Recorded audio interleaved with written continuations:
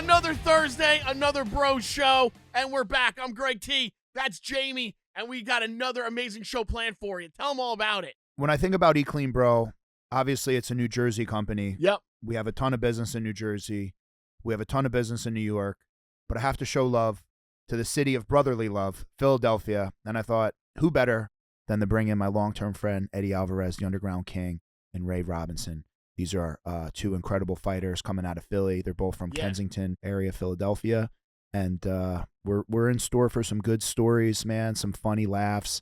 And I couldn't be more excited to have these guys here, man, especially Eddie, dude. He's been one of my good friends for a really long time. He's been a huge supporter of mine, and it's amazing to have these relationships. Yeah, listen, I don't know much about these guys. I'm looking forward to hearing some of their stories. I met them behind closed doors before we started the show.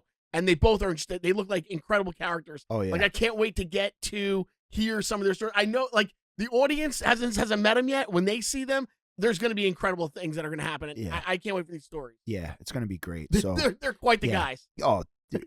And you know what, dude? I got to give a big shout out to Philly, dude. I get a ton of love in Philly. Nice. We, obviously the Eagles just won the Super Bowl. They made it look incredibly easy. And, one of the best therapy sessions ever. If there's ever a time you're feeling sad, go buy a Phillies shirt, go buy an Eagles shirt, and just hide out in a Philly game as a Philly fan, and you'll get embraced with a ton of love. Don't wear the opposing team. Make sure you wear the Philly team, and just go in there and hide. And that's how long have you known the two guys we're bringing on? I've known Eddie for like 10 years, probably, or more. Yeah. Eddie's been helping me for a long time. Like, okay, I basically got set up with the whole team.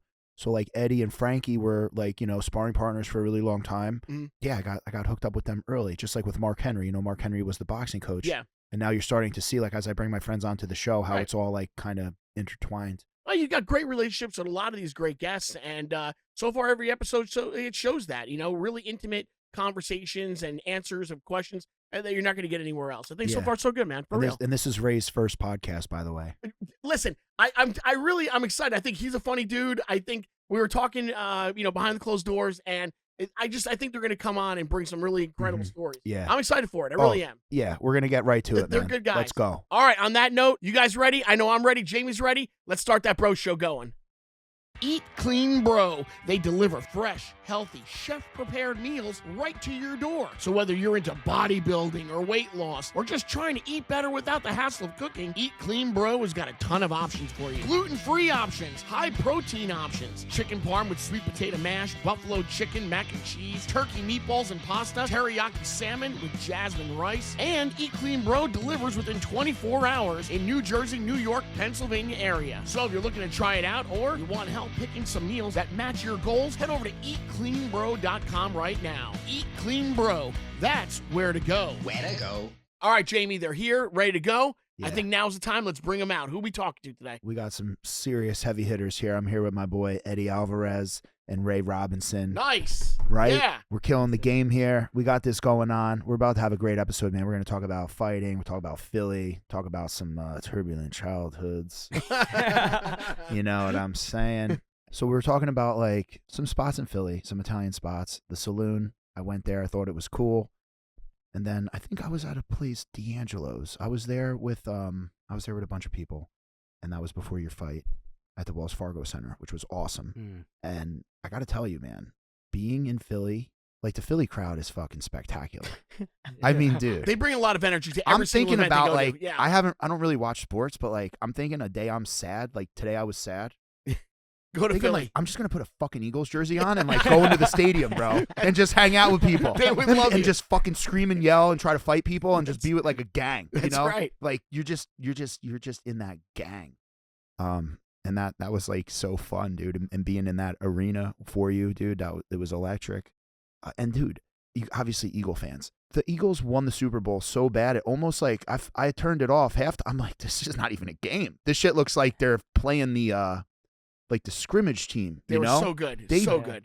I was saying I was on this podcast for the Children's Specialized Hospital. I was saying how I'm going to just bet $1,000 that Eagles are going to they won the Super Bowl so easily. I'll just bet 1,000 they're going to win it again because even if that same team shows up, I don't think anyone can even get to that level. Well, they're already the odds-on favorite to go back and repeat because all their players are going to be there. They're all great. Dude, They are, yeah. And they didn't even have time to kind of mesh, and They don't even have went to. and did it like that. Yep. So easy. Obviously you have to be an Eagles fan, right? 100%. Right? Yeah. I didn't mean to assume you're an Eagle fan. I don't, No. I love watching them win. I don't watch enough sports. It's kind of embarrassing to be honest with you, but you're I always betting, want right? to win. I'm always betting. Yeah, How do you bet, but you don't watch sports? I bet the fights mostly, but in order to get excited about the game, I have to bet it. If I don't bet it, I don't care. Yeah. I don't care what goes on. It like makes me feel something if I bet it. Otherwise, Yeah. I need like a horse in the race, Yeah. Otherwise, I'm like, nah. Yeah, I just got my daughter a pony. Did you? Yeah. My daughter rides too. Yeah, it's cool. You got one at your house? No. Well, I do have, there's horses in my backyard, but they're not mine. Oh, Yeah. she goes Is to that the how you guys stable? unwind after fighting? Like you just become cowboys? Bro, that's like Get on there's- a horse? There's nothing like taking my daughter, to the stable and Yeah. then her riding. It's so quiet there. She loves it. She's been riding since she was like, as soon as she can get on a horse, she started riding. We went to Cabo one year, and there was a guy on the beach doing horse rides every morning, and we did it the first day, and then we had to do it every day. Yeah. after. Oh. Like Magical. I had to negotiate this dude down because I'm gonna be here all week, bro. Yeah. She's going to took want to the ride every day. He took the deal, right? Yeah, he took. Of course.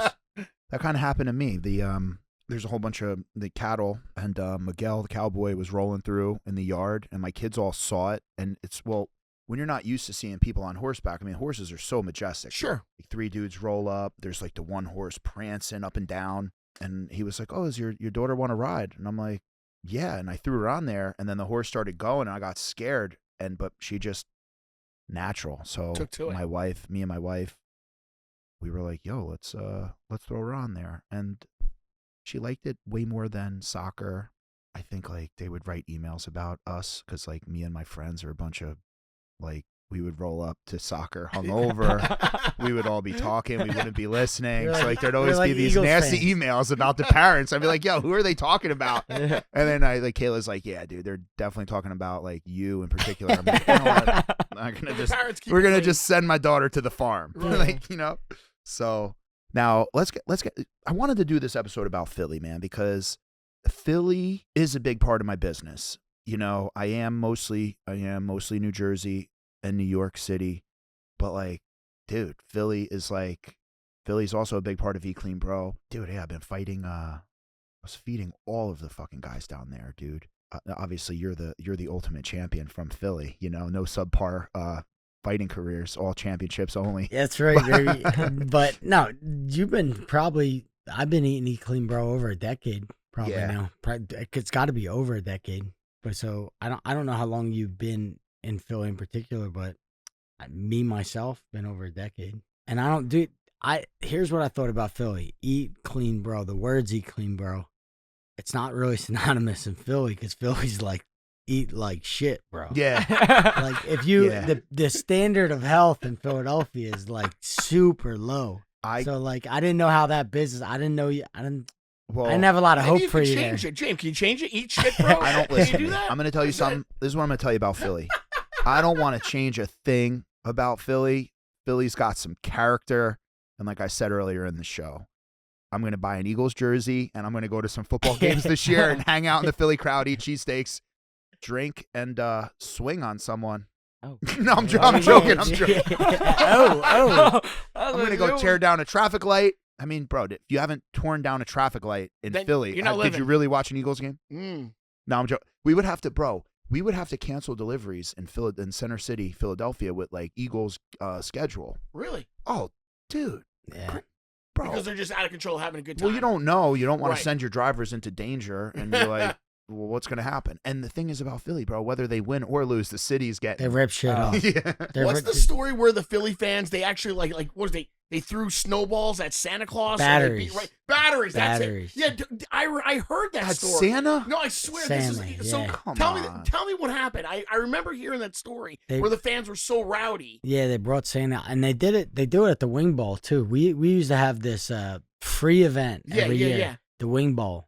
I don't know if it was televised or not, but you can go to the Wells Fargo Center at like, me and my buddies used to go. It was like 4 or 5 in the morning, So like if you could stay out all night and drink and then go straight to the wing ball, or get a little bit of a sleep and then everybody head over to Wells Fargo right around 4 or 5 o'clock in the morning, and then it was a wing eating contest. Oh my wing, God. like eating wings at 5 in the morning. Yeah, but it was wretched. There was a wing bowl, and everybody would come. I mean, it was fights every 5 seconds. I'm sure. In the crowd, fights every 5 seconds. Everybody's just drunk. But they'd bring Santa out, and yeah, he would get shit thrown at him. Like it was a spectacle, weird spectacle that went on. It was Right, like it's always with Santa. sponsored by like all the major strip clubs. It was like it was an event. Only in Philly. Wow. Well, listen, dude. I got a lot of love for Philly, and, Yeah. and also the restaurants are good. So I was in, like I said, like I like the saloon. I really respect the history. Food wise, would I put it up against anyone in New York City? Saloon would get absolutely smoked in like food realm, but the history is cool. Which when you go to a restaurant, that's what you enjoy the most, right? The stories, the history of the restaurant, and the food was great. I think I like D'Angelo's better, man. D'Angelo's, it's got to be the name of the place. I only went there Philly? once. Yeah, food was great. You got a Jamie? Like Rogan has a Jamie. Can we bring that up, Jamie? D'Angelo's. I'm We pretty don't have sure. that guy I'm here? pretty sure it's D'Angelo's. We don't have it. And I was Yeah. with the No, I was we with don't have 'em. the D'Andrea family, and you met them. Yes. You met them at that Good people. event. Good Yeah, they're people. great. And Jack Citarelli just won the primary. Did he? so How happy are you? Here's Congrats, yeah, thrilled? yeah. We'll see what happens, dude. I think, this is the thing in New Jersey. They'll always be like, Jamie, don't get political. Don't be and I'm like, dude, guys, I'm not even trying to go there. I could tell you wholeheartedly, I've had a business with Phil Murphy and Kemp. I've had my car stolen in Georgia, where you call 911 and it goes to voicemail, right? In red states, you call 911, they'll be like, "Oh, sorry, call back later," and you're like, "What? Like, is this America?" And then there's, I was going down a rabbit hole last night about am I charging, like, because we can't hit the margin. In order to be bankable, you have to have certain margins in business. My margins are suffering. There's only so high I could raise my price. When I started Eat Clean Bro, and I'm on ChatGPT, I'm like, when I started Eat Clean Bro, my price of my meal was $8.49 for a pickup, and then the minimum wage was $7.25. So I always try to look for like points of origin in business, right? Like kind of like North Stars, like gauges. You want to get, like, for me, I always want to give the best price to my customer, but what's fair? Obviously, right now it's disproportionately unfair to me, which nobody cares. I'm the business owner. It's just how life is. But in 2013, the minimum wage in New Jersey was $7.25, and the meal was $8.49. And I'm just looking at the cost of labor over the last 12 years, and it has more than doubled. And when you're looking at the consumer price index, when you look at inflation, it's the problem is that they fold in cereal, they fold in French fries, they fold in potato chips, and all this shit, like the ultra processed stuff, along with chicken, beef, eggs. But really, where the industries that got destroyed were like pretty much like the healthy foods is where the inflation has really crushed us. So like, dude, the margin I used to make on chicken, turkey, beef, salmon, shrimp, even like the stuff I thought was expensive, looking at it now, dude, life was easy back then.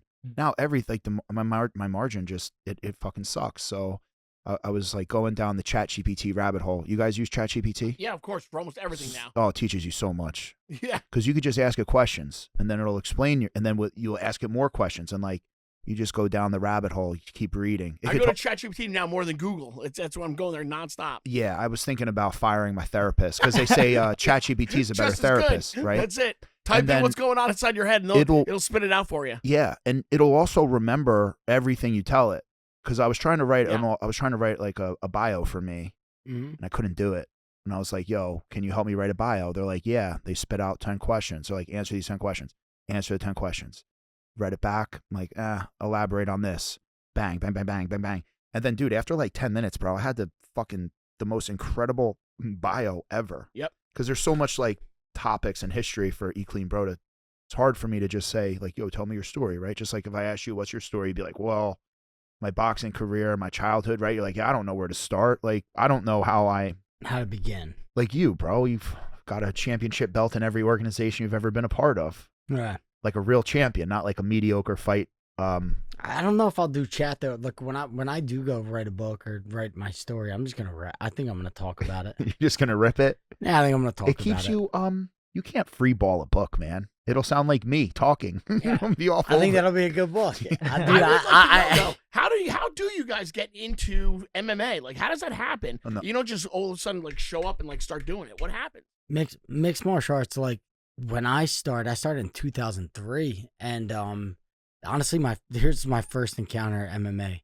Some kid in our wrestling team was saying he could tap us out, and we had a really good wrestling team. And I'm like, everybody knew what tap it out, but it wasn't like it was today. Everybody knows what that means, and so I'm like, oh, really? He's like, yeah, come here, and we train at this time, at this whatever. So I go to Frankfurt, a neighborhood in Philly. I go to Frankfurt, and there's these Bill Code doors. You just open up, and then you go. I walk down the basement. It always ends up in the basement, dude, right? Pellegrino was fighting. Like I love this. This was like it was like a real fight club. So I open these doors up. I go down this kid's uncle's house, and I walk in, and there's four guys there. The kid himself, who was trained in wrestling, Stephen Haig, who was the original guy from Fight Factory. He started Fight Factory in Philadelphia. This guy Pierre, who did Muay Thai. Steve did Jiu-Jitsu. And then Joey Pfeiffer's dad. Oh my Joe God. Pfeiffer's Joey right? Body Bags, who bro. Joey's dad did boxing back in the day. So Okay. we had a boxer, a Muay Thai guy, Jiu-Jitsu guy. And I'm like, all right, so you want to fight? To the kid. Yeah. Because he was saying they could tap people out. So Yeah. And I'm like, all right, let's go. And they're like, oh, we'll only grapple. And I'm like, yeah, whatever. So so I take him down. And I guess he was going to try to do jiu-jitsu. Yeah. So I take my hands and I just choke him. Oh my God.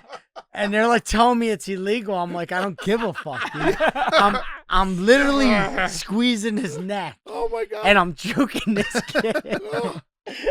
And he's like, oh, and they're like, oh, you can't do that. I'm like, all right, well, show me what I'm allowed to do. Wait, you can't do that in jiu-jitsu? Just you can't. I was Vader squeeze choke like somebody? I was. You're not allowed to squeezing kill his people. neck, You yeah. know, you got to keep them alive. You can't do it with Right, You know what? right. The next time I run into Henzo Gracie, I'm gonna say, Henzo, how do you feel about the Darth Vader? Bro. So I trained. They showed me a couple moves. Sorry. Right. So can you show me how to right. Because I'm going to kill somebody, but show me how to properly do Yeah, it. Right. that's all. Okay.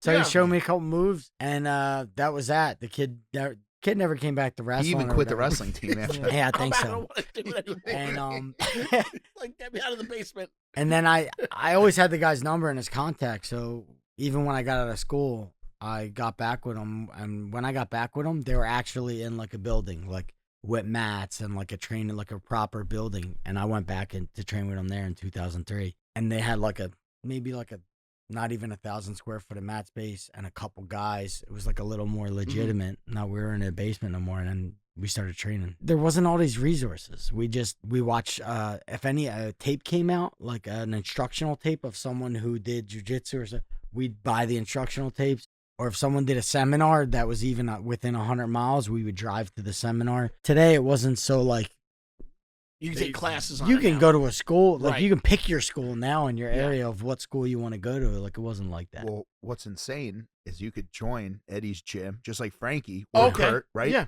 Bro, Yeah. these are guys that have gyms You're that right. are there, that are teaching. So Eddie's got guys, Yeah. and because I made the trip out there to the gym, Oh, nice. bro, he's got, bro, you have like a huge team of kids fighting under you. Big time. And yeah. there's a lot of, their kids are good.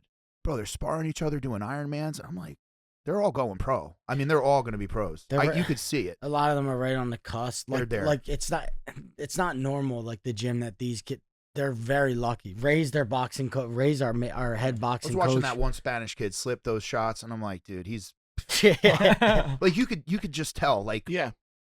one of the funny stories. There's a kid, Sean Brady, right? And like I said, you could tell.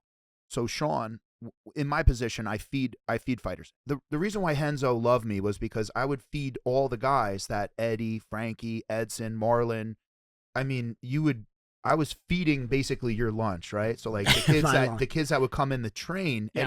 Eddie, Frankie, all these guys, they would tune up their sparring partners but I was feeding all of them. So like they didn't really have to work, or if they need a job, they work at Eat Clean Bro. And that's why Enzo, like he looked at me like, you know, you're part of the team because you're giving these kids, the pros, like their food that they need or whatever. Sean Brady, you could tell right away. I was like, yeah, this kid's, because when you start playing with the regional circuit, which that's like Ring of Combat and Ring of Combat, CFFC. Yeah, like Sean was just, and Body Bags too, right? Joey was just putting on a show. You could see these people murdering them, and you could tell. And so you try to buy in early, you feed them and everything, and you build that relationship young. You could see it from a mile away who's going to make it, who's not, and it's sad. Yeah. Well, just some people don't have it, but you could tell right away. Sean and Joe had it. Like they had the speed, they had the fight IQ. Speed is everything. Like if you don't have the speed, even like in fight, like, you have to be fast in fights. Yeah, the name of the game is hit, not get hit. You need speed. Some people just don't have speed. Like the kid, Sean Teed. I mean, you remember him? He was like a South Jersey Philly guy. He trained with Ricardo. That was his nickname, right? Teed. Yeah, Teed. Yeah. Yeah, he was great, and bro, the kid was big, strong. He just didn't have the speed. Yeah. So when he would get into these exchanges with guys, he was a heavyweight, right?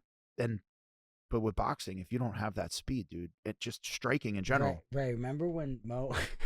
So trainer, the big Mo, was the guy I think beat him, right? No. Our trainer's name was Mo.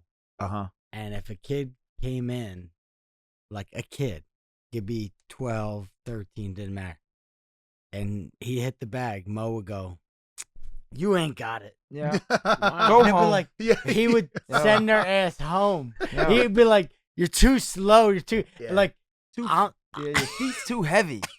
Your feet's too heavy." He wouldn't. He goes, I go, "Mo, don't you want to like work with him, train him? You're a trainer. Your job is." "No, man, I'm saving this kid. I'm saving him. He don't got it." Yeah. And I'll be like, "Oh my God, man, brutal." But he's like, some people got it. Yeah. And some people don't. Think, right? What's worse? Like telling them on the first day or letting them go? He told them the truth. Like letting them go down 12. That's a very good point. It's a great question. You're really that is a great question. Do you keep letting him go until he finally gets broke and he really can't make it, or do you stop him now and you try to save him because you guys both know how tough the business really is? So what would you guys do? It is. But here's where Mo was a little rough. Some kids aren't in there to be Muhammad Ali. Mm-hmm. Some kids are in there to escape the street. Yeah. Just to not be in the street. Some kids are in there because they have trouble making friends. There's a million things I agree. that people are inside that gym for that are not to be world champion. But Mo didn't want to mess with you. Unless I think the Bloods and Crips were giving Mo a little kickback. Like, yo, tell him he's not good enough. We'll recruit him. We got him in the gang. Bro, so yeah. They wanted him back on the street. Yeah, hey, Ray, how did you get your start, Ray? Where did it come from for you? From back out of gym. It's a gym that I tried every sport and just fell in love with boxing. I thought the defense part was cool, the hit, not get hit part. Like a magic trick. I thought it was cool not getting tagged. I was fast enough, like you were just talking about, and fell in love with it. He is originally we're from the same area, from North Philly, and there's not like it's drugs or drugs. There's not much going on there, and there's not too many opportunities to get outside the city. And I think when me and him hit it off, I'm gonna backtrack. This is how I met Ray. I go in the gym because my dad says, "You suck at boxing." I'm like 3-0 in MMA, but my dad's like, "Your boxing's terrible. You're going to get knocked out." So, like, I'm winning my fights, but I'm making a lot of really, like, fundamental bad mistakes. Chin in the air, like street fighting. And my dad goes, "You need to get to a boxing gym quick." So I got a trainer, and my trainer, we're training each other, and we go in the gym, and I go in and Ray's there with Mo. And did Mo tell you didn't have it either? No, Mo. It's fucking kind of showed me I didn't. But Ray's over there, like, just kind of like he's been boxing forever, like since he was 8 years old, 7 years old, and I'm just going in as an MMA guy who's trying to get better at boxing, but I'm in a real Philly boxing gym, like a real one where people been fighting at the highest level and are headed to the pros. And I'm like, fuck it. I look over and they're like, you're going to spar this kid. And I'm like, fucking skinny motherfucker. Like, I'm going to fuck this kid off, right? And hit him, and I feel like purposely he's just like, he's shadow boxing, but it looks funky. It don't even look good. And I'm like, he's like slow playing me, right? So I'm like, I'm fucking about that. Fuck that. I'm like, this is going to be a good day. This is going to be a good day. He's going to strangle this kid again. I got dropped 3 times in like the first like 2 minutes of the first round. I got dropped and I didn't get dropped like, I wasn't getting discouraged. I was getting pissed off because I suck so bad. And then I just turned to my corner and was like, bro, my defense is terrible. What's going on right now? Like, what is going wrong right now? Yeah, and eventually my trainer wasn't like fully committed. He was just like here, not there. I joined Jet, Ray, and Mo, and then we just got together and we've been like kind of friends ever since. Mo trained us in his way, and then Ray started racking up, became world champion. I was making my run in MMA at the same time, but I was using the boxing I was taught from these guys in the MMA cage. Yeah, of course. And that's kind of that's how I did it. But Ray was in North Philly, and you could tell him kind of what you met a coach who got you. So I wanted to meet Mo. He was training these guys, and he had like get all structure of like drills. And I thought it was so cool that he had it like all together. So I was like, I went up there, asked him, can he be my coach? He wound up saying, yeah. And it's probably like one of the best decisions I made is he teach me how to fight, and I made a good little run I started when I was 8, started winning fights and started winning like championships. And then actually I wound up getting right after that, I wound up getting hurt. I had a broken neck. They took a bone from my hip and put it in my neck. Jeez. I had a halo on, 2 screws in the front, 2 screws in the back. I was like all messed up for a while. So are you fused? Is that what it is? Yeah, fusion, right? Yeah, so you saying that they fused me from the front, but I'm back in the day, they fused you from the back. Like, so they took a bone from my hip. I'm fused. And went through I'm the fused back. from the front. Oh, no way. Yeah, Yeah, I'm fused from my front. So I know a couple people was fused from the front. When did you get yours? My 3 years ago, C2 to Okay, C7. so yours new, yeah. Wow. So yeah, mine's is from the back. I got a scar from, yeah. So I heard about how they do that. They build like a little teepee. Then it doesn't matter. Again, I know what they do. So my doctor walked me through it. I don't want to. I'm sorry. Go ahead. No, you're good. Keep going. So it was like that though. So the scary part is they were saying that I probably would never box again. Right. And that's the only thing I wanted to do. Like I don't know nothing else. Right? So you boxed after that?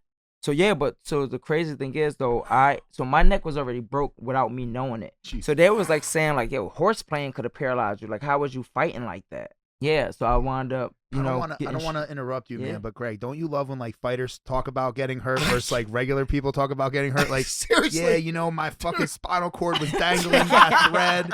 I'm fighting for world championships. I could have got paralyzed taking a shit. That's what I'm saying. And, I can't. What are you talking about? What? Meanwhile, I'm like, I'm getting my massage therapist. I'm like, yeah, my hip hurts. Right. I'm tight. I'm from walking. Oh man.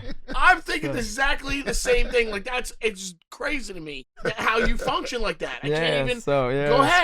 So it was crazy. So I wound up getting stronger and getting better, and then we kind of took a year off from that, learning how to do things again, and then we went back on a run, and that's how that happened. Yeah, but as a kid, Ray got recruited by a boxing team and sent to Marquette, Michigan to go to school. So he was able to, like a lot like myself. Like I got out of the neighborhood. I went to high school, and I stayed like I wasn't in Kensington. I was staying away from Kensington. Because there was never going Is good Kensington going on. Those videos where you see the zombies all over the street? Yeah, that's like all banged up on fentanyl. Yeah, it's a must. It's like the heroin capital of the world, where the cartel runs the entire area. So like, it's not a great place. So like, he got recruited, went to Marquette, Michigan, and boxed there. So he got to see something outside of the neighborhood. And I felt like I got to do. I didn't leave the state, but I still got to be outside the neighborhood and see other options that could be available for me. And of course, any kid, if they knew they had another option, they'd probably be like, I want to go there. I want to. And that's kind of where we both were blessed. Like we found mentors early, like good men who were able to kind of guide us and say, go here, get outside this neighborhood, and do this sport. So the sport became an outlet, like to get out of the neighborhood, meet some new friends, and kind of a path toward getting the hell out of North Philly. Yeah, you know? Mo was like, I was 16. Mo was like, hey, it's the school that wants you. I just fought up there, and I was like, but it's for college. But the school liked me so much. It was Marquette, Michigan. They was like, we will let you live in a dorm, but you go to high school, and then when you go to high school, you go to college. So they grabbed me when I was little, when I was 16 years old. That's probably the best decision I ever made. Like Eddie was saying, just, seeing something different and a new avenue, and probably the best decision that I wound up traveling. Because I know people that didn't even leave North Philly, let alone me fighting in Italy or, wow. different places. So it's pretty cool. That is cool, man. See that video of that dude who says he got $5 or $10 million to go to college? No. Oh, What? And he turned it down or something? I've seen that. It's a rapper. And he's on a podcast, like he's feeling himself, and the guy's like, would you ever think about going to college? He's like, they were gonna give me a scholarship, $5-10 million. and the dude knows he's lying. Obviously, yeah. He goes, wait, what are we doing here? Yeah. It's that. That video is hilarious. Yeah, dude, I'm on the internet. Oh, I'm doom I haven't scrolling seen it. nonstop. How I gotta did look you for not that one. see that? Yeah, I don't know. It's a rap. I'm- Yeah, it's a Well, Well, rap. you know how our song. phones, everybody's listening to us, so it'll show up you now. won't it'll see it. serve Now, it. yeah, now it'll it'll- serve it really quick. Yep. So let's talk about like going out to eat, man. We're in Philly. I heard you went to this speakeasy spot. Oh, Your God. cop friend got you into. Yeah. So 2 weeks ago. 2 weeks ago, we left. No, we're at the Phillies game. We leave the Phillies game. How are they doing? Are they winning? I don't follow. I don't Yeah, the either. Phillies are doing all Not right. too Yeah. much. Yeah, Are they the doing Phillies, The good? Mets are doing well. Yeah. You're okay. Yeah, I'm training all day. Yeah, it's all right, man. I don't watch sports either. Dude. I wish I could watch more, but we went out after the game, and we were just supposed to go out for a couple drinks. We went out for a couple drinks, and it was all kind of low key. We got into this speakeasy spot that, like, usually it's like politicians or like some important people go to, but you have to. It's an invite only. There's a certain like net worth involved. Well, we knew a Philly cop who like had to pass in there, and he got us in. So we go in, we're just hanging out. Again, it's like not a lot of people in this place. It's just a few people. It's kind of low key joint. And Jamie, my wife, is just chilling at the bar. And the night's kind of winding down. Some of our friends are leaving. I'm sitting behind Jamie with a friend talking. I'm like just sitting down. She's at the bar there, but she's FaceTiming with my brother and my sister-in-law. So she's just kind of minding her business. But this guy kind of pulls up next to her, and as far as I'm looking, she's FaceTime talking to them, but this guy supposedly starts like trying to hit on her, right? Wow. And she's like, and my brother's hearing it. He's on the phone. He's hearing it and going, "Fucking beat it, dude. Beat it, you clown!" Like telling the guy. Well, the guy's like trying to hit on her, and then he says something about fighting, and Jamie goes, "Oh yeah, fighting. Do you know Eddie Alvarez?" And the guy goes, "Oh yeah, I know Eddie Alvarez. I beat his fucking ass." Like right? And look, this is hilarious because I'm right here. Here we go. I can't hear him. I can't hear him at all. Yeah. I'm assuming Jamie's on the line here, but she's telling him supposedly, I beat his ass. I fucked him up. And there's 1.5 million people in Philadelphia. I think that's the population. And you could have said that the 1.49999 other people, even myself, and not got fucking sucker punched. She said it to the one person Oh man. that would have got The his only ass hit. person in Philly you can't say that to. She goes, Nice. "Oh yeah, motherfucker," and she fucking bow hits Nice. the guy, and the guy said he was related to Vivek Ransop. It might have been, I don't fucking know. Who? But Vivek? Ramaswamy, the guy who ran with The Trump. politician? Yeah, Oh, Wow. Oh my God. What is his name? Vivek. Yeah, Trump's guy. Yeah. Oh my God. I forget his the name. Indian dude? Yeah, that's Well, that's him. this yeah. guy- Very well spoken. This guy was an Indian guy, and he said, "That's who I'm related to." Trying to like pick Jamie. I'm like, I don't go fuck. Well, she suckers him, and I'm like, "Whoa, what the fuck?" She's like, "This motherfucker's saying he beat your ass." And I look at him, I go, Oh, "You-" man. I go, "You know me?" The guy's turns dead white. Oh. I go, "You know?" I go, "You beat my ass." I said, "You know me?" And I'm like, honestly, I felt so bad for this dude because I'm like, he's just trying to get a piece of ass, right? He came out At least for you're the night. understandable about it. You're Yeah, okay he came with out it. for the night, and he's just trying to enjoy. He had the worst fucking night a guy could have. and the people there, like, there's not problems in this place. But you didn't get into a fight with him, did you? No way. I didn't fucking Greg. go near the guy. If Eddie, Well, bro, as he's building up and said this guy had the worst night of his life, I'm thinking like No. he knocked him out. No. what Eddie could do to me is petrifying. What Eddie could do to a civilian, Oh my God. what Eddie would do to a civilian is just it would be like No. I felt a mountain bad. lion I felt on a bad. chihuahua. Dude, It would- my wife is. So she hit him hard. She hit him. The guy was fucking what the? Because this is a really.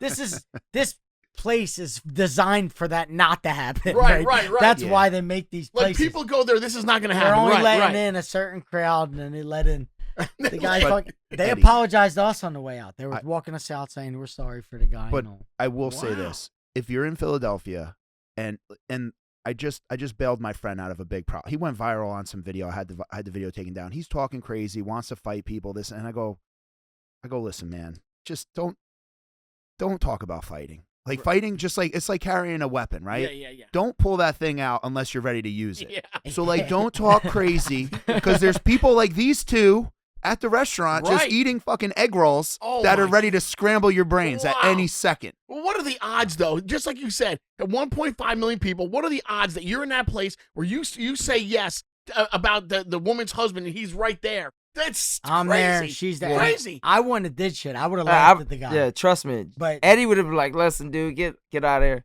He said it to the wrong person. Oh, trust me. He said it to the wrong person. Philly's a wild place. Well, Well, Ray, Wow. I will Right. say, can you share a story that happened to you When I'm- a week ago? Will you share that? Go ahead. I don't care. No, when you. want me to you share? smoke What somebody. no, this is even worse. Oh, Like, what? this worse?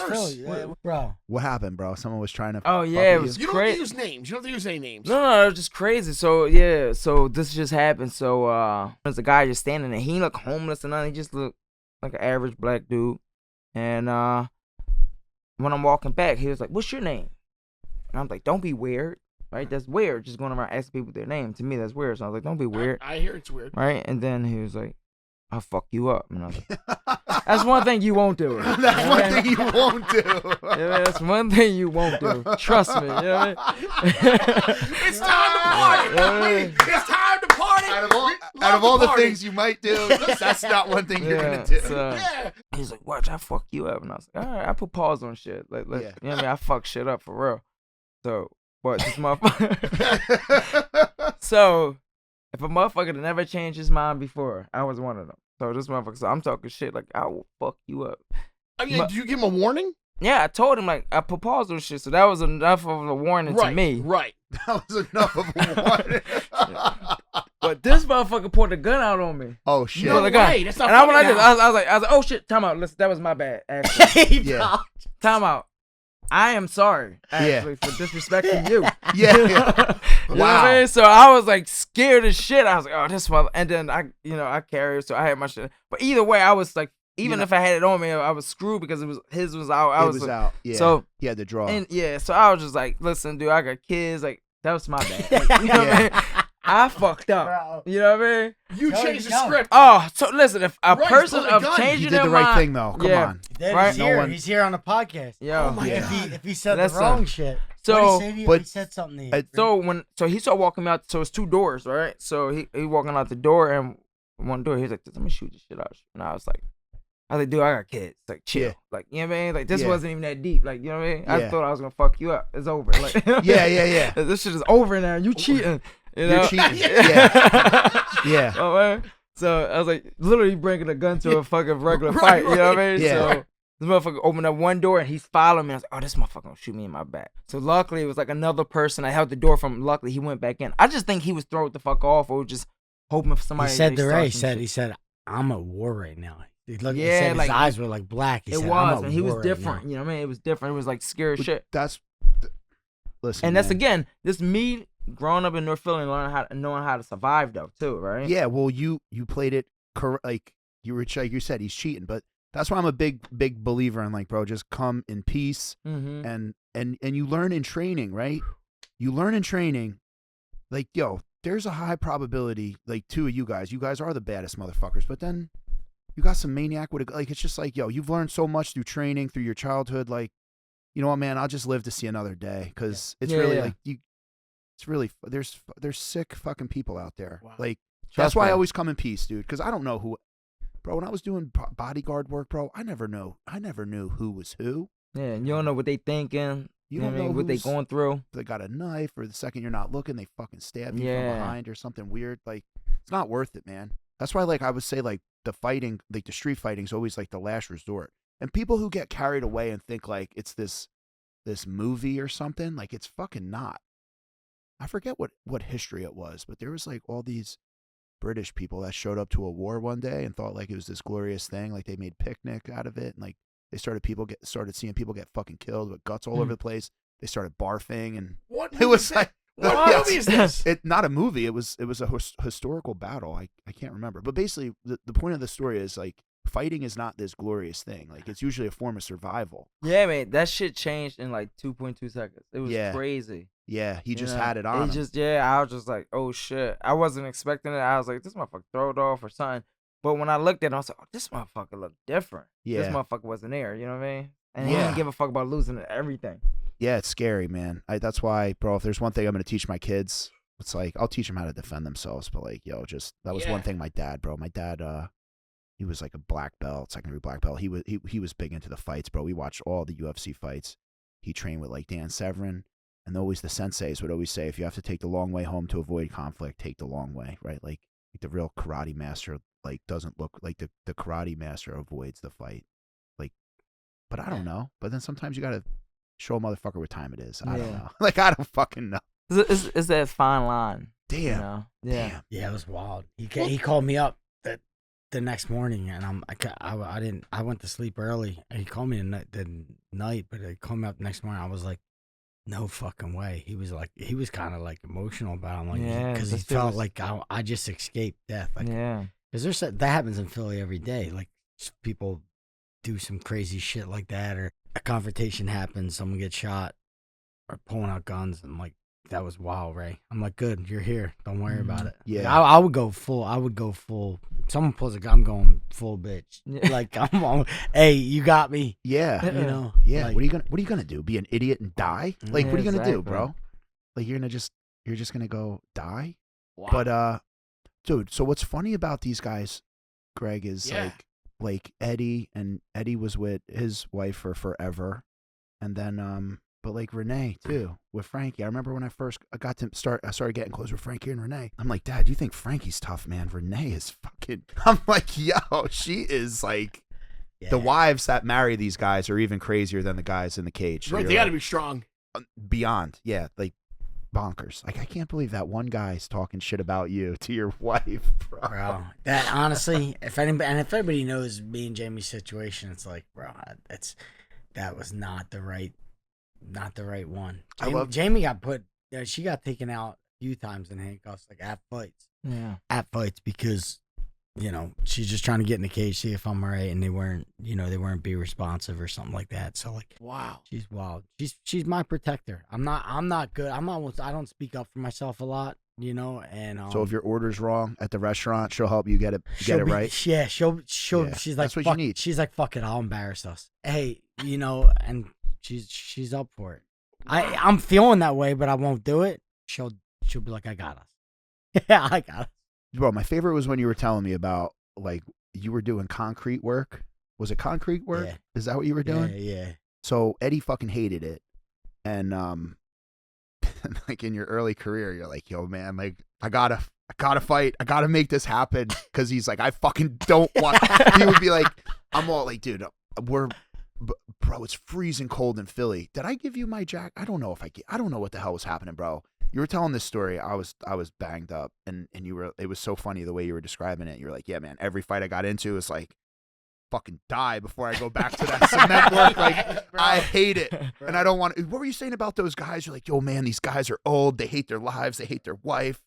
I don't know if they were like drinking on the job too, right? Tell us about the cement work, man. Bro, cement like the work. fight before the fight. Yeah, How bro. you So probably love fighting compared to that shit. for 4 or 5 years as I was training, I had to do cement work full time because of me, Jamie, and little Eddie. We were just starting our family. I got a house. Like we didn't live with anyone. I got a house right away. So me and Jamie got our house and had our first son all at like 19, 20 years old. And I had to do concrete to kind of make ends meet. Make ends meet. Yeah. But fighting didn't pay. Just like today, it was like, I was a local draw, so I made a little bit more than average, but still, you make a couple $1,000, that's it. And then you go on your way. But during that time, my schedule was so wild, and concrete sucks so bad. That everything's heavy.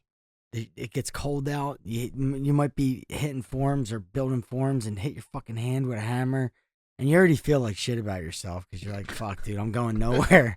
I'm like the guys I'm working with. I'm like, if that's what I have to look forward to, like, what the fuck am I doing? You're so worried, like, as a young man, like, this is what I'm gonna be. There's forever. So much talk about like women in business, women. Bro, I'm telling you, the mental struggle that young men have trying to figure out what they want to do with their life, it's whatever. It's always swept under the rug. It's never talked about. But like, bro, you're not allowed to talk about it, bro. Feel. When I was a young man, those were the worst times of my life. I wanted to just fucking die. And when you're 19 and you're doing that, like you're doing that cement work, dude, and you're having that internal battle, like, what am I going to do with my life? Where am I going to end up? What, like, all this, and you're going out there fighting people to like just survive. Well, here the thing is I didn't this is what I would say if there's a young kid like watching, or young kid that's kind of watching this, he's 19, 20, something like that. And you're getting them feelings, right? Like, because you're going to get them. I was scared to death. Like, I was scared of, like, maybe being, like, mediocre. I felt I felt like I had a lot more in me. Yeah. Like, I had greatness in me, but I didn't have anywhere to go. I didn't have a platform to kind of show my greatness. But I looked at fighting as that was going to be my way. But also, a lot of these young kids, they get these feelings of like this fucking crazy anxiety, this crazy, and I had all that. I remember writing Jamie some letters saying like, I'm fucking terrified. I think I'm going to end up living in Kensington for the rest of my life. Do you remember your first professional bout? Yeah. You do? Yeah. What was it like? I fought Matt Serra-Longo. I fought against Matt Serra-Longo. Like, it was one of their guys. I knocked the guy out in like 3 minutes, and he didn't get up. In your first fight? He didn't wait. He didn't What'd you get hit up. him with? I took him down, and I hit him with like 11 unanswered punches. Oh, Jesus. And the ref wasn't stopping it. So Wow. he didn't wake up for like 3-4 minutes. So I thought my first professional bout, I killed someone. Jesus. Oh my God. I went from like crazy You had excited. adrenaline. Yeah. I was and then it got real because like oh my God, they're giving him smelling salt, and then he's not getting up. No, all my friends are still going fucking crazy. It was at exit 13A, Elizabeth, New Jersey. Oh Christ, of course. The Rexplex. The Rexplex. Wow. I fought at the Rexplex in a basketball gym. Dude. Yeah. You know, I do have one question, because I mean, I'm never going to be a fighter. I don't know what that's like. I have no idea. But when you guys go... I don't know, bro. I think if you see someone doing a food review in a car, you might fucking fight them. That's it. No, if you're going to be an influencer, man, I'm beating your ass down. No, listen, wait, I do want to know, because Sign the waiver. I'm so curious. When you guys are face-to-face in the center of the ring, and the ref is about to start it, what is that moment like? I will never, ever, ever imagine. I don't know what it's like. I need you guys to tell me, what is that like in that center ring right before it's about to begin, and you're nose to nose? Take me to that. I got to know. So if you asked me the same question at 20, it'd be a lot different answer. But like Okay. at 40, the answer changes. And at 41, the answer changes big time. Because like it's like 20-something years. It'd be like you do radio, right? Yeah. Now, like, is your heart pounding out of your chest when you walk in the radio studio? Are you nervous? Or the first time you did it, was it? So the energy, right. It's a matter of doing something so much to where you numb yourself. But my advice to anyone is the best advice, the best way to kind of, I think, fight the best, to have the best performance, is to be out of your mind. You know, we try to do rounds in the back to where the energy isn't in your head and you're not of any thought. Like zero thought is the greatest way to be. So like when people go, what are you thinking at this moment? If I'm thinking, then shit's gonna go bad for me. Yeah. The idea is to not think at all. Mm-hmm. and to just kind of be in a flow and just react.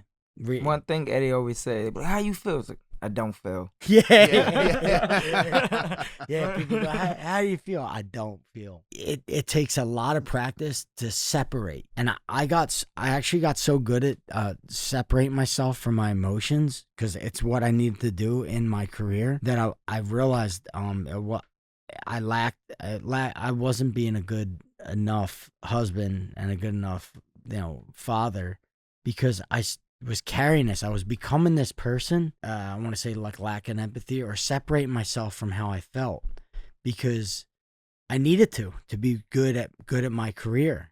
Because if I was connected to all my feelings, I would go fucking crazy. Right. I would go crazy because there's the anxiety you get when you're going into a fight, the fear, the uncertainty, all of it is just way too much to deal with for a person who like decides that I'm not gonna drink this off. I'm not gonna smoke this off. I'm just gonna fucking deal with this.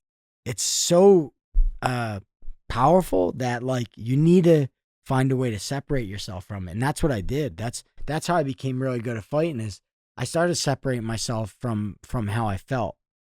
So like if I did get cut in a fight or I did get knocked out, it didn't matter, because I was completely separate from what happened to me. So it allowed me to fight in a way like a fucking dog, like a dog. Like you can beat a dog, it'll just keep coming and coming and coming and coming, because it doesn't feel discouraged. It doesn't feel anything. It's just doing what it wants to do, doing what it's supposed to do. That's how I got good at fighting. But also I needed to check myself as a person, because I was other things other than a fighter. I was a father, I was a husband, and I couldn't fully become that if I wanted to be good at the other stuff too, One of the most profound things anyone's ever said to me was Eddie. And he goes, if I want to be a better fighter, I have to be a better man. Like that. And I was like, damn, Eddie. Like, Yeah. Eddie, one of the coolest things was when you beat RDA for the championship. That was a wild fight because he was literally on a tear.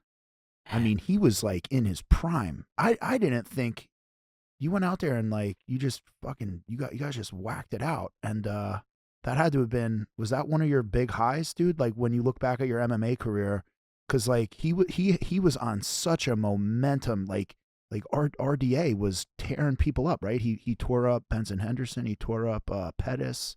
Yeah, I mean, those guys were Cowboy, yeah, like knocked Cowboy out pretty quick. He was just destroying dudes. Yeah, I went in as a 3-1 dog, so like for sure I wasn't supposed to win.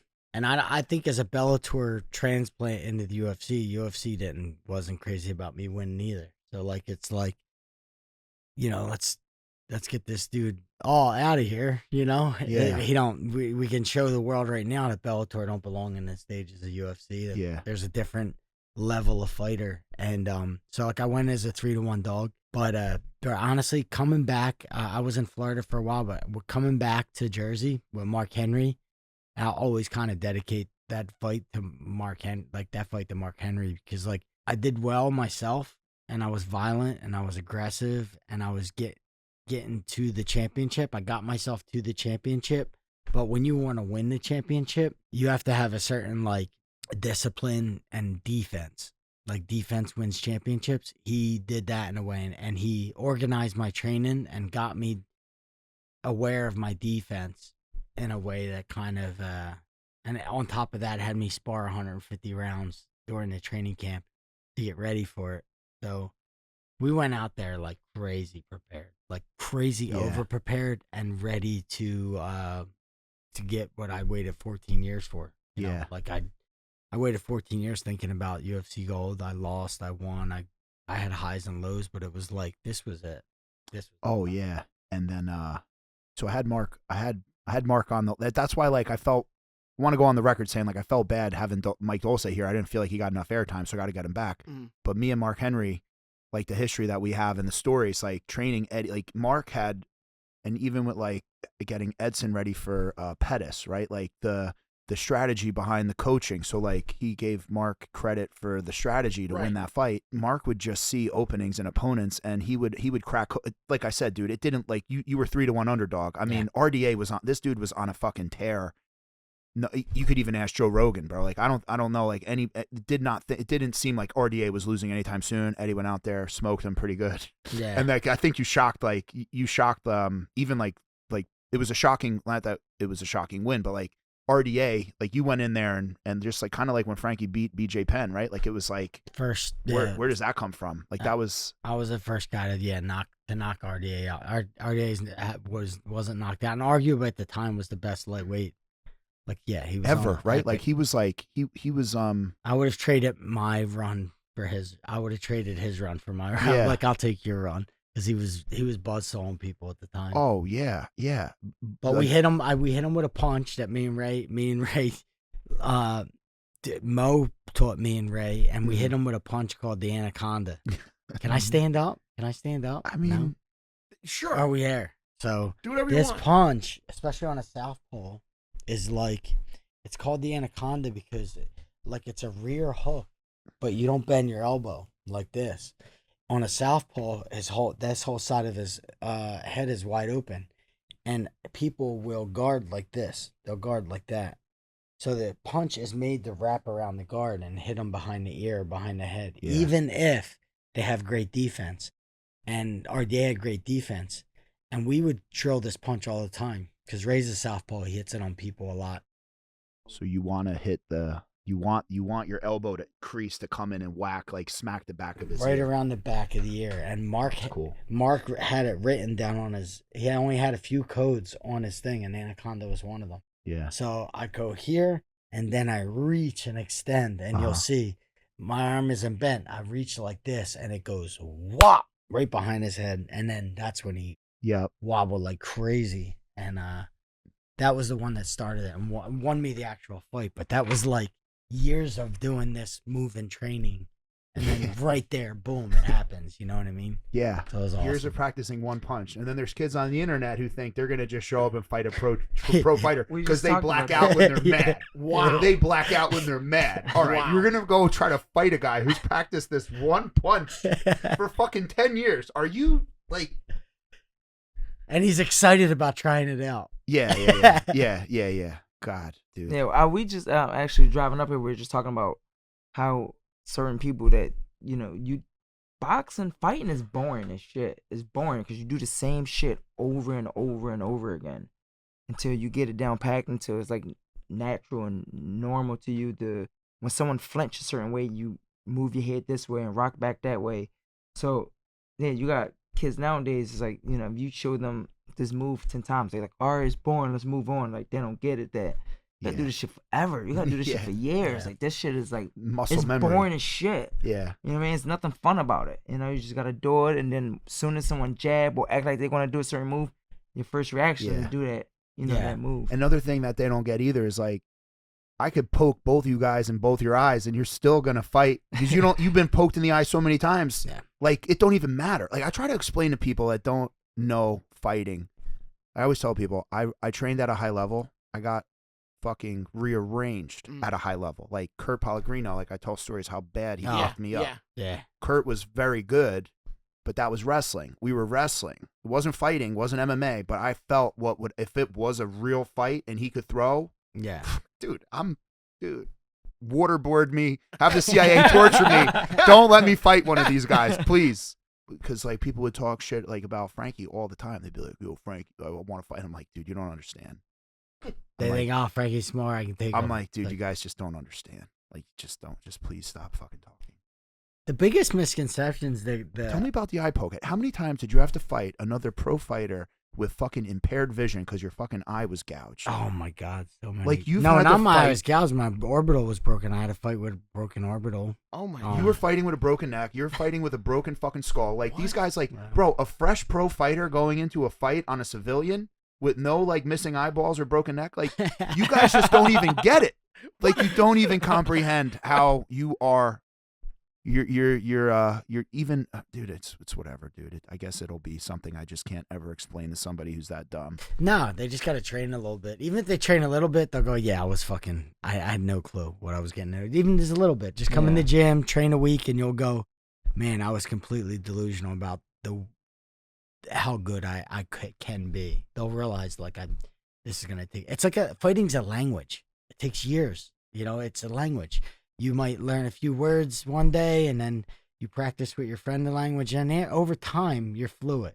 But it's not just like a language. It's not going to be overnight. It's going to be a long time before you get this language down and before you become fluid and speaking it. Yeah, it's so Fighting funny is that. Yeah, when you have people on the internet like talking shit, and it's like, oh, I would have did this, I would have did that. It's like, dude, you have no idea, bro. Yeah. And you know what I mean? You sitting on the couch eating pizza, talking shit. Like, Yeah. Like, you know what I mean? You have no idea. Like, John Jones is scared. Yeah, John I Jones created is my scared. whole life for this moment. You know what I mean? I can promise you, John Jones isn't scared of anyone. I can promise you.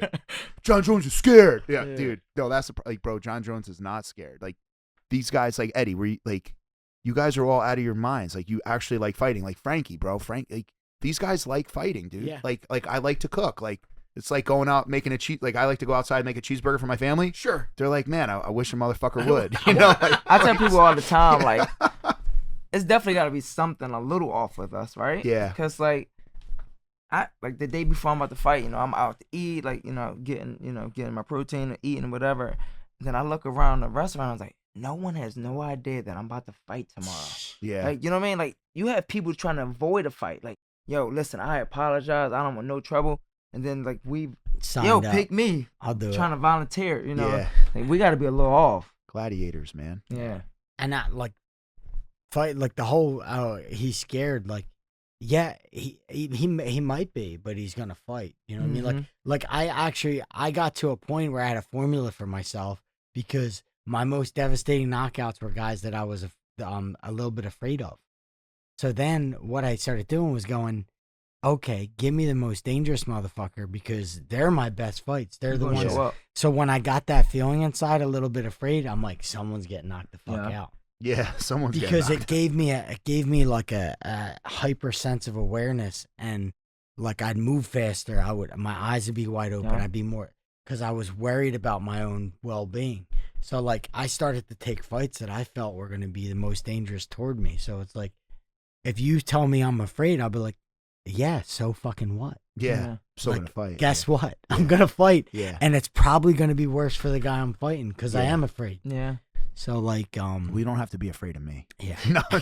How do you after a fight, after a bloody battle, you're at war? Dude. How do you re-enter back into society like where you're not fighting now? Like how do you decompress from that battle? What's that like? Yeah, like it's immediate for me. Really? Yeah, it's like immediate. You want to turn that light switch off as soon as, because the campus can be so long, right? Every day, same thing I said, the boring life, but every day you gotta spar, you gotta eat a certain, you gotta eat a certain way. And once the fight is over, I'm like, yo, let's relax and put my feet up and relax. So it's easy to come down off all of that height. 100%. Yeah. Even win, lose or draw. It's like if you're in war, right? If we're in a war. You have a gun, I have a gun, boom, boom, boom. He gets killed. All right, he's dead. The war's still happening. So it's like, I can't go, oh, Jamie's dead. No. There's no time out. Yeah. I go, okay, James dead. All right, we got to fucking still win here. Afterwards, maybe later on, I'll think about him, mourn him, see his family. But, like, the war's still happening. So, like, I think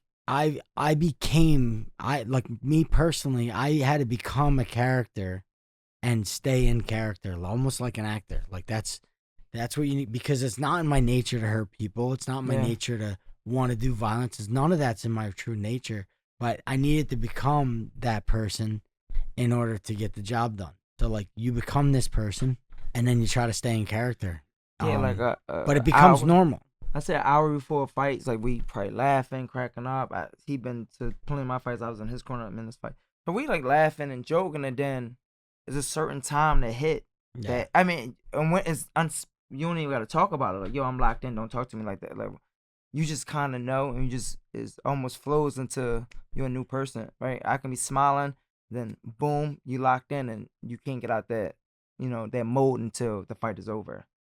It's pretty. But crazy. it's not personal. I think people who don't fight, they look at it like, how can you do that to someone and not? It's zero. Well, it's you versus you in there, right? That's Like it. you're going Right. out there to Do see the what same you're. thing. Yeah, I have no well, issue with you at all. right. I just want to knock your head off. Yeah, That's yeah, all, yeah. You know what I mean? Well, you're going out there to see what you're made of, right? Yeah. Like it's like you versus you in that fight, kind of. Exactly. You're training. So let me ask you this, man. Who up and coming dude? Who was like your favorite fighter you looked up to, and now who's like one of your favorite fighters now? When I was coming up, George St. Pierre was one of my favorites because just like the way he conducted himself. He was humble. He was like the epitome of a martial artist. He respected his opponents. He didn't say bad shit about them, but he took it as a competitive. He took it as in a competitive way. It wasn't like this isn't personal. I actually like you, but we're on the same path, and it's a competitive sport. So I like that. I like that about George. I like that he wasn't bad mouthing anyone, and he made his way to the title, and he did it with like humility, and he was humble when he won, humble when he lost. So like George was probably the guy I looked up to the most. I feel horrible, but I think the Matt Serra upset was one of like the only times he lost, right? When did George? We were talking about the Johnny Hendricks fight where I thought Johnny got him. Johnny did, but they gave it to George. You're right. George, yeah, but technically he lost to Matt Serra, and then I can't really remember his losses, right? Who did he? I thought Johnny got him. I just don't want anyone on the podcast thinking I'm a casual, but he lost to Matt Serra. He got it back. He got the rematch back, and then who did George lose? I can't really remember. I don't think he was like an undefeated fighter. I wouldn't call him that, but I don't know. And then he came back and he beat up Bisping for that. He did. That was wild, dude. Beat him at 185. I always liked George. Yeah. I got to train with him up in New York once. Like, got to spar with him. How good was he, dude? Like his movement. He was excellent. And in training, it was like a good sparring session. It wasn't anything like where I'd be able to get we weren't going full on. So it wasn't anything like that. But he was like a hero. I looked up to him of mine. Even if I did go to spar him, I'm not going to try to hurt him because I just looked up to the dude. Like, I'm like, thanks for sparring me type thing, you know? Before that. So he was one of my guys. And now, what? Like, who do I like now? Yeah, like, who gets you, like, because, bro, I got to tell you, bro, since, like, you guys, like you, Frankie, Weidman, I'm like, it's just not, like, the same for me anymore. I'm fucking tired. I go to bed. But when you fight, like, when I would fly out and watch him fight, bro, it was like the fucking best. Well, the UFC, the shows, like, there's just too many shows now, right? Too many shows, there's too many shows, and they don't. You can't keep up with the who's who, and like, there's 15,000 of these Magomedov Russians. They're all great. And you're like, yo, I don't really know who anyone is anymore. Like, there's people all over the world fighting, which is great. It's great for the sport. It's just like if you look at like the older days, like the older fans, like the star power. Like, remember like when Anderson Silva would fight or George St. Pierre would fight, and like there was less cards, and then it would stack the card, but they would also promote it like crazy. Yeah. Now they just rely on social media to promote it, so it's kind of like fuck it. They'll know it's coming because we have one every week, so we're not gonna spend a bunch of money building this up, do it 24/7. Like, so it's not done like that anymore. The whole thing has changed to where it's a little bit watered down and diluted because there's so many shows. Yeah. But you got to be a part of it, and like one of the coolest. So awesome. It was super cool. Yeah. And I'm so glad I got to have like you and Frankie as my friend. Yeah. But so what about you, man? What about like boxers or fighters you look up to, man? Is Mike Tyson one of them? Oh yeah, like old school. Yeah, Mike Tyson is a monster. Same thing back then, like, champions for champions. Mm-hmm. I'm all about that. Fighters fight fighters. I love that. Nowadays, a lot of people is getting like, kind of getting like built up. I like. The one thing is cool about the UFC that so now I got to see two different sides. I got my side, and Eddie took me with him to train him, so I kind of got to see that side that they didn't care about losses. The best for the best. And I always loved that. I thought that was pretty cool. So yeah, boxing, like, a loss will kill you, like your career. But as a fighter, like you said, but MMA fighter, if you lose, like, it fucks your pay up bad, right? Like it.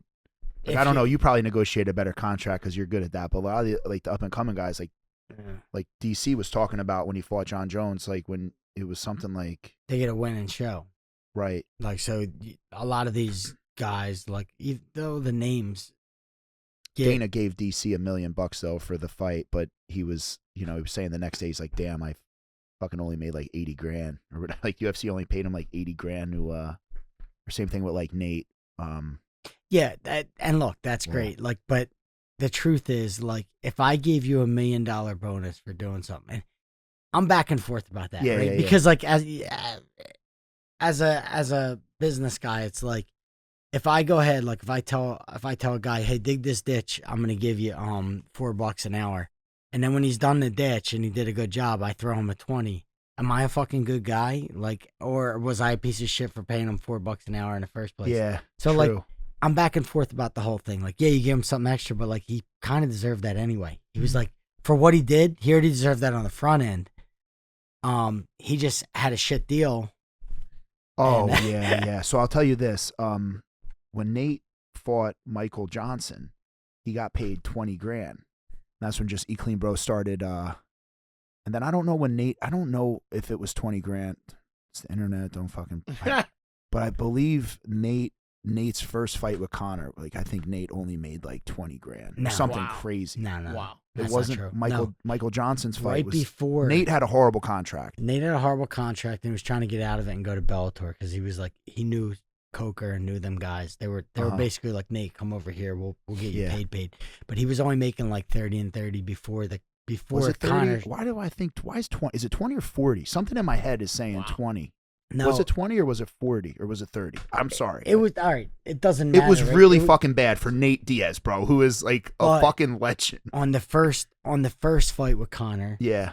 He would have done somewhere around $2 million with the pay-per-view buys. But on the second fight with Conor, he did about $10 million. Oh, good. Thank God. Um, I'm all for getting Nate paid, man. He yeah, deserves it. but you're talking about $12 million in 2 fights when a guy was making 30 and 30 beforehand. Yeah. That's a huge jump Of of your course. life.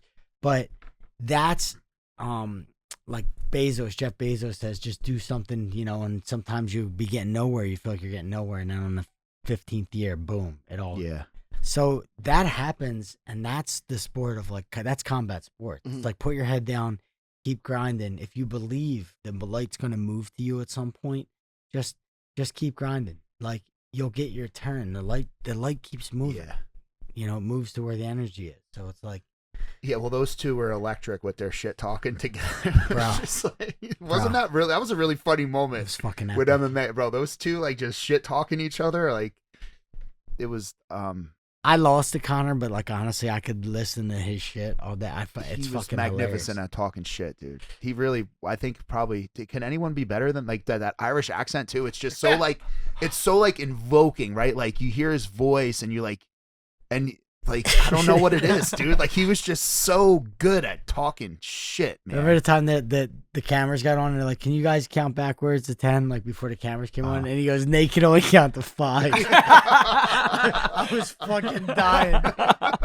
I'm like, that was pretty quick, dude. I was Yeah. like, Or with who the fuck is that guy with Yeah. Jeremy like that? I'm like, geez, man, that was just he had some great moments. But do you think he's ever coming back? Like, cause No. dude, I'm gotta tell you, dude, like the guys are getting so fucking good, and Conor's living so good. So like to kind of come off a yacht in the Mediterranean and then try to fight at that level, dude. Yeah, how do you get hungry after Yeah. that? nah, dude, I don't have nearly the amount of money he has, like not even fucking close. And it's like the small amount of money that I've made, you can feel like the person you have to be. And then once you change to a life where everything is yes, and you could say, and everything is yes, you change. You need to be told them no's. It keeps an edge on you. Right. And you don't want to fight that guy who's told no about everything. He has an edge about him. The guy who's like, yes, the red carpet's out. That's kind of why I respect Mayweather in a way. I'm like, this guy's fucking did it so long and made so much fucking money And doing never it. Like, lost, dude. I'm like, there has to be such a void or something inside him. I don't know what the fuck went on, but like he was dealing with some demons that he was able to make hundreds of millions and still do it and still Yeah. compete at a high level. It's so difficult. It's it's way harder to do that than to fight when you're fucking broke. Mhm. When you're broke, Right, you're Well, hungry. you gotta fight. It's like yeah. Well, if you Floyd- don't, It's a- know, it's a great example, but he's like the people around him say he's like the most like he doesn't drink. He'll run home sometimes in Vegas from the club. They'll be fought like He'll go for runs and the fucking phantom rolls or whatever. It's like running behind him with his security team. Yeah. Wow. Like he'll just that you hear stories. That's to me, that's way more admirable than a guy who's broke and wins a world title, or like has a sad story and then rags the riches story. I'm like, the dude who has riches and can go back to rags and do a filthy sport like this and still compete and beat the best guys. Yeah. That's fucking way harder. He's definitely way built harder. different. He's built different. Dude, 100%. Floyd, yeah, And he made shit look so easy. yeah, he's built different. Yeah, I don't think Conor will go again. I think he's probably he's smarter than every one of the fighters in the UFC, and a guy who's that intelligent, business savvy, and everything like that doesn't go backwards. Don't go backwards. You don't make a few $100 million and then go back into a cage. You know, you just don't. It don't even make sense. no. It don't make any sense. He doesn't need to. And this is a sport that you'll do really good if you need to. When you don't need to, it's like a really risky thing to get back in a ring when you don't need to. There's like so many ways to lose too, right? In a fucking MMA fight, like boxing, you could kind of like, I don't want to say you could hide, but if you're really good at boxing, you kind of like, you know, kind of can, you can box, right? Box. Right, Yeah, exactly. that's true, like right? hiding is not the right Well, if word. I find out your ass can't grapple, you on the ground. Motherfucker. yeah. You can't wrestle, say less. Like, Yeah. you know what I mean? Let's tell us what's next. What's next for the both of you, man? What's next for Eddie Alvarez and Bro, what do we got? right now, like people keep asking me about fighting and fighting right. I'm in business, dude. I know, like Yeah. you're retired. So right now, me and Ray dreamed this up a while ago. We would talk about this all the time, kind of what's going on in our life right now. Driving to and, the gym. Yep. Mhm. And we wanted to have the same exact life we had in training, just in a way, if we could make $1 out of being at a gym every day, sharing what we went through for the last 20 years, ups, downs, highs, lows, and sharing it with the next generation, that would be the dream of ours. So like that's what me and Ray are doing next. Like we're building out the Underground Kings. We have a 20,000 square foot combat Nice. arena. People walk in, they're training with Ray, they're training with myself. We're kind of letting these kids know what it takes to get to the next level. The small amount of kids who do want to fight, kind of putting our arms around them and saying, "Hey, this is what it takes. You know, this is how we did it, and these are the skills and techniques you're gonna need in order to get there." So like, we're living in our dream right now, and we're building it, and it's the response it's got has been incredible. Yeah, well, I don't know if people know this, bro, but Pennsylvania is incredibly tough wrestling state, man. Yeah, There's some bad fucking kids coming out of. the best. Yeah, well, I think best. New Jersey might be the best. Nah, I think New Jersey might be the best. The best. I don't know. Wait, who's getting the most I know back in our day, Eddie. PA's was the best. PA was taking. I'm not getting involved with it. You know, I know my place. I know my place.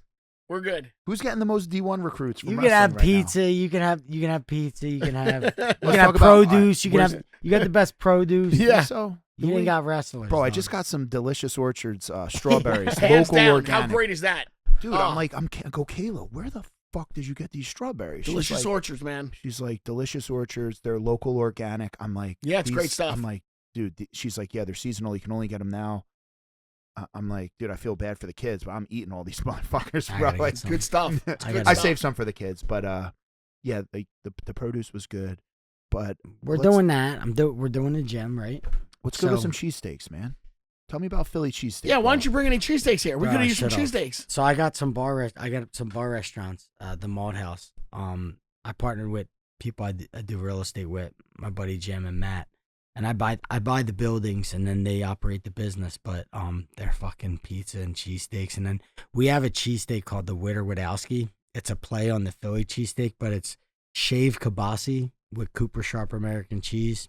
Sounds pretty fucking Amazing. Dude. Our cheesesteaks are we have Wagyu cheesesteak nights where it's boy. like 100 a head, and it's like fucking the chef comes out, explains, you know, what he's doing. They have that dessert, the whole shebang. They usually sell out whenever we do them. And the pizza's good too, man. We had some guy came in. We paid a shit ton of money to help us out with the dough. And it's called Joseph's Pizzeria. That's like near Rockledge, PA. And then our bar restaurants are we have one in Port Richmond and one in Rockledge, and they're called the Malt House. They're great bar. I'm getting hungry, man. I gotta. As we always do, we always end up talking about food here, all the time. Burgers, cheesesteaks, every week. So Eddie, what are you doing, bro? If you gun to your head, or Ray, gun to your Let's head. not bring that gun up again. Is that you guys- Yeah, Ray, right. you just gave Ray PTSD. Yeah. No more guns. No more gun All right. stories. Ray Well, said, "I got kids." Yeah. Trust You're me. cheating. You're cheating. Yeah, he was. Cheeseburgers or cheesesteaks, man? What are you doing? I'm over cheesesteaks. Cheesesteaks, right? Dude, you never had Jamie's burger though. Oh fuck. Bro, you Sorry. never had Jamie's No. burger. Last week we ate pretty good last week. Dude, you made burgers outside. Oh, Then you he had stopped. one, right? Yeah. No, You had made one. them outside of At Frankie's when we yeah. went to his grand opening. Yeah. That was probably the best burger I had in a long Really? time. I gotta try it. Yeah, I was cooking that day. I had to come out big for my boy. I'm not a big cheese. I'm not a. Are you guys Pat and Gino kind of guys? No. Yeah, what's me up? neither. No. No. Nah. Well, I Played feel out? like No, we go to Steve Prince's Steaks. Gotcha. Steve That's Prince's, in Northeast PA. Okay. Really? Yeah, like Steve Prince's is real good. But my place, Joseph's. When next time you come down, you gotta have the cheesesteak Please. from there. Yeah. Joseph's. What's up? Like onions or what? What is it? It's like onions and mushrooms, right? There's no peppers on a Philly cheesesteak. And No. What's the rule? There's no Wizard- peppers. Wizard I'm no sorry. peppers. No peppers. At No all. peppers. No, Right? you do. It's like ribeye, shaved ribeye. Yeah. You do a seated sarcombe roll or non-seated, whatever you're into, and I do fried onions, and then Cooper Sharp American. Bang. You can do regular American or you can do Whiz, but I do Cooper Sharp. So which is the best in Philly? Which is the best? So I'm a tourist, right? And I'm gonna do my tourist thing. I go Gino's Pats. But if I don't want to do that, and I'm there, I want to like live like you guys. Where do I go? Go to Joseph's. And if you otherwise go to I like Steve Prince's steaks. Yeah. Those are the best. But there's Philly guys out there Yeah. who are way more knowledgeable who are trained on this than me. Okay. I'm not even a big cheesesteak guy, Okay. but these are my spots. But I'm sure there's much better spots. Mhm. I'm not well trained on it. Yeah, sometimes you got some good corner spots, like corner store spots that's Really? Yeah. better than Yeah. I guess it's just like in New York too, right? I mean, we all know you can always go get good sized pizza, but sometimes down an alleyway Exactly, you find like yeah. that little place, and that's the best pizza. Exactly. Nobody's even talking about Yeah, it. come to Joseph's Yeah. for a Wagyu cheesesteak night. That sounds great, man. Bro, so good. What's your guys' training looking like now, bro? You guys still sparring at all, or you in the ring at all? Ray's Anything? competing. Yeah, I'm still fighting every man. week. Oh, you're still fighting. Every week. Wow. Yeah. Really? Yeah. Jeez. I Damn. jumped up with 2 weight classes to do He it. fights in a league called Team Combat League. Tell him about it. TCL. Yeah, it's TCL. Last year I lost my mind. I fought at light heavyweight. Oh wow. Then, yeah. And then I said, you know what? I dropped Too down a heavy, weight. right? Yeah, I was tripping. But I mean, I fight. Normally I'm the tall guy. I fight at Mhm. 154. Normally I'm like the tall guy, but I was fighting these guys last year that was Giant. so tall. You Well, know, and people Eddie, that- and Eddie used to be like on the side trying to calm me down and shush him. Yeah. So I'm still doing. I actually fight this Saturday. Yeah, Oh, he fights great. this Coming up, Saturday. yeah, so uh, it's pretty right cool, next man. to our gym for it's Team Combat League. Dewey Cooper is the president of the league. Francis Ngano's coach. Oh, okay. Awesome league. It's a league where there's Different 24 cities. rounds and it's weight classes. He only fights 3 minutes. Yeah. Then the next weight goes 3 minutes. The next weight. So you see a And they bunch of judge different it round by styles round. in a certain amount of minutes. Oh, okay. So it's pretty, in 3 minutes. So yeah, it's pretty cool. And then it can be Philly versus Vegas. Philly, we fight Miami coming Okay. up. We just fought New York. How'd you guys do We just against fought New York? Dallas. We won. We undefeated. Oh, wow. We spanked. So it's New like York. We teams? spent. Yup, it's Like team. team fighting? Team fight like wrestling, like 103 Yeah. pounder, 112 pounder, Yeah. just It's like girls, that. guys. And you only going for your 3 minutes. One round. One round. And at the end, I guess, how does it? Whoever's up, and then if Right. it's too close, then it's called the money rounds. And then the money rounds, you get 6 of your best fighters. You gotta 6. see it. It's awesome. Oh, it to sounds do. pretty. That's sounds really pretty something- cool. that's something different. new, and it's something so cool because you got it's Saturday, like I was it's just saying local. about I boxing, never right? heard of something like this before. It's You pretty get cool. your picks, right? He's like, I don't want to fight him. He's a little bit too. I fight him. Here, it's like it's no picks. It's like, yeah, you fight him, go. Uh-huh. So and again, it's one round, so it's all out. Oh, You know? wow. For So one it's 3 round, minutes, yeah. 1 round, you go Right, all out. because if you lose, then you're letting the team down already. Yeah, And if yeah. you win, yeah.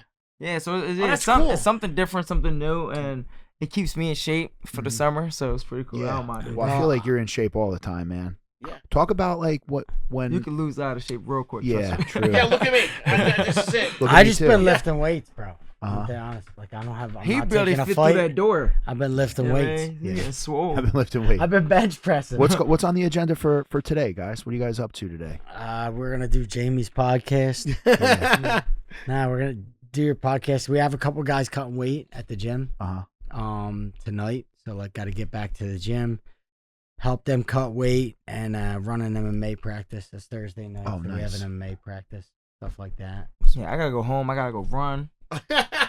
Yeah, I'm still in it. So. Well, I think this was another great episode. I really do. I mean, hands down. I thought this is my first one, and this was awesome. Oh, you yeah. guys This is told my first amazing one, so that's stories. amazing. Oh yeah, the stories were amazing. We were laughing so hard. Yeah, I got to come to Philly and see you. And it I got have to, serious. you're at a bar, you're talking shit about Eddie Alvarez. Right. The wife punches you in the face. You're talking shit to a pro boxer with Yeah. championships. Yeah. He pulls out a gun. Like, yo, you never know who's who. Yeah. So just stay peaceful. Don't talk about fighting until like you absolutely have to. And then at that point, it is what it is.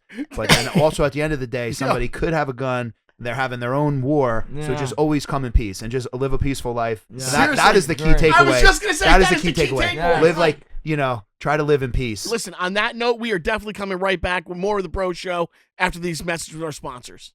Eat Clean Bro. They deliver fresh, healthy, chef-prepared meals right to your door. So whether you're into bodybuilding or weight loss or just trying to eat better without the hassle of cooking, Eat Clean Bro has got a ton of options for you. Gluten-free options, high-protein options, chicken parm with sweet potato mash, buffalo chicken, mac and cheese, turkey meatballs and pasta, teriyaki salmon with jasmine rice, and Eat Clean Bro delivers within 24 hours in New Jersey, New York, Pennsylvania area. So if you're looking to try it out or you want help picking some meals that match your goals, head over to eatcleanbro.com right now. Eat Clean Bro. That's where to go. Where to go? So what is our Bro Show key takeaway? Well, like I said in the episode, man, always come in peace. You don't know who's who. You could be starting a fist fight with a pro boxer. You could be starting a fight with someone who has a loaded gun. Right. And like, Even if you're the short guy, you still could kick some ass. well, like, you know what, dude? You never know who's who. And in reality, I'm very fortunate to have friends. Like, I get to be friends with some of the baddest people on the planet. Yeah. I got to see how they conduct themselves. But, like, at the same time, my dad had a big influence on my life, man. He was a big karate guy. He trained with, like, Dan Severn and all the early UFC days. And he would always, like, the sensei with karate, just, avoid the conflict, take the long way home. And, like, violence isn't really the answer. You want to be prepared for violence, but that's really not the answer. So, like, you always want to be prepared. It's better to be a warrior in a garden than a gardener in a war, right? So, Wow. Say Yeah. that again? it's That's better to be a warrior in a garden than a gardener in a war. Nice, So, bro. yeah, be prepared, That's but great. come in peace. Be prepared, come in peace, and always take the high road because you really don't know what people are going through. And like, earlier on the show, Ray was like, the guy said he's in a war or something. Like the dude was ready to shoot him for no reason. Like Oh, he going to said the he could bathroom. see it in his eyes. He wasn't even there. So like, Yeah. you just please God, just come in peace and you never know who's who. So like that was like the thing I've always carried with me and when I was doing bodyguard work, when I was a security guard. Your life could get you don't want to lose your life for no reason. So just come in peace and just live to see another day. And we'll So go in peace on that note. and like and subscribe so we can go in peace. Like and subscribe. It's the Bro Show. We'll see you guys here next week for episode 12.